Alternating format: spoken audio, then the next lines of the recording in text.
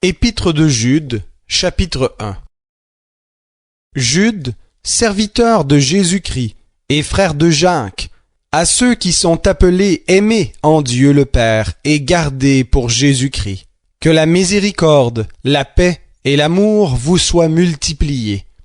Bien-aimés, comme je désirais vivement vous écrire au sujet de notre salut commun, je me suis senti obligé de le faire afin de vous exhorter à combattre pour la foi qui a été transmise aux saints une fois pour toutes. Car il s'est glissé parmi vous certains hommes dont la condamnation est écrite depuis longtemps, impies qui changent en dérèglement la grâce de notre Dieu et qui renient notre seul Maître et Seigneur Jésus-Christ. À vous qui connaissez tout cela une fois pour toutes, je veux vous rappeler que le Seigneur, après avoir sauvé le peuple d'Israël du pays d'Égypte, a fait ensuite périr les incrédules. Les anges qui n'ont pas gardé la dignité de leur rang, mais qui ont quitté leur propre demeure, il les a gardés dans des chaînes perpétuelles, au fond des ténèbres, en attendant le grand jour du jugement.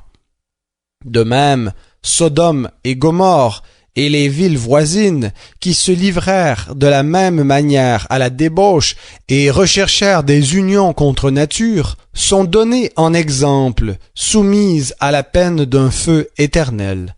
Malgré cela, ces hommes aussi, dans leur rêverie, souillent la chair, méprisant l'autorité du Seigneur, injuriant les gloires.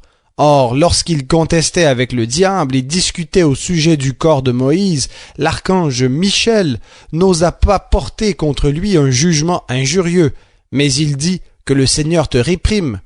Eux, au contraire, ils parlent de manière injurieuse de ce qu'ils ignorent, et ce qu'ils savent par instinct, comme des animaux sans raison, ne sert qu'à les corrompre. Malheur à eux, car ils ont suivi la voie de Caïn. C'est dans l'égarement de Balaam que, pour un salaire, ils se sont jetés, et c'est par la révolte de Corée qu'ils ont péri. Ce sont les écueils de vos agapes, où sans crainte ils festoient et se repaissent, nuées sans eau emportées par les vents, arbres d'automne sans fruits, 2 fois morts, déracinés, vagues sauvages de la mer rejetant l'écume de leur turpitude, astres errants, auquel l'obscurité des ténèbres est réservée pour l'éternité. C'est aussi pour eux qu'Enoch, le 7e patriarche depuis Adam, a prophétisé en ces termes.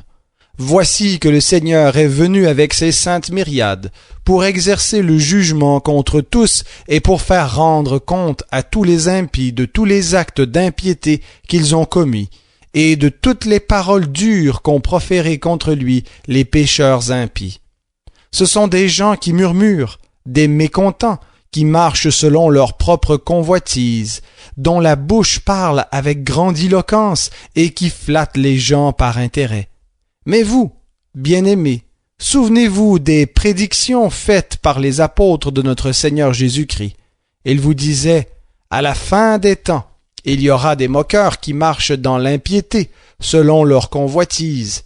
Les voilà, les fauteurs de division, les êtres charnels, dépourvus de l'esprit. Mais vous, bien-aimés, édifiez-vous vous-même sur votre sainte foi, priez par le Saint-Esprit.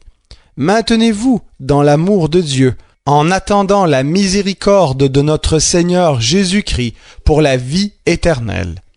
Ayez pitié des uns, de ceux qui doutent, sauvez-les en les arrachant au feu. Ayez pour les autres une pitié mêlée de crainte, haïssant jusqu'à la tunique souillée par la chair.